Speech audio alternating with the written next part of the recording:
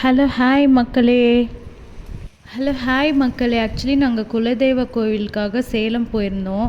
சேலமில் தான் என் ஹஸ்பண்டோட குலதெய்வ கோவில் இருக்குது. ஸோ அதனால் அங்கே ஒரு லைட்டாக ஒரு வீடியோ எடுக்கலாம் அப்படின்னு சொல்லிட்டு. இந்த சைட் பார்த்திங்கன்னா எங்கள் கோவில் சைடு ஃபுல்லுமே அவ்வளோ கடைங்க இருக்குது பாருங்கள். ஏகப்பட்ட கடைங்க இருக்குது சைடில் ஃபுல்லுமே. பாத்திர கடை, பூக்கடை, மளிகை கடை, அந்த மாதிரி நிறைய கடைங்க இருந்துச்சு. ஸோ அதனால தான் அது ஒரு வீடியோ எடுக்கலான்னு நினச்சேன். செம்ம வெயிலாக இருந்துச்சு. நாங்கள் சும்மா திடீர்னு போயிருந்தோம் குலதெய்வ கோயிலுக்கு போகணும் அப்படின்னு சொல்லிட்டு. ஸோ அதனால தான் மக்களே. ஒரு 3 வருஷம் முன்னாடி போனப்போ கூட இவ்வளோ கடைங்க இல்லை.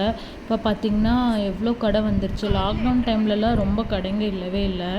அதுக்கப்புறம் பார்த்திங்கன்னா ரோடெல்லாம் நல்லா போட்டு, ரோடெலாம் பாருங்களேன் எப்படி போட்டாங்கன்னு சொல்லிட்டு. நாங்கள் முன்னாடி எங்கள் வீடு அங்கே தான் சேலத்தில் பூர்வீக வீடு ஒன்று இருக்குது.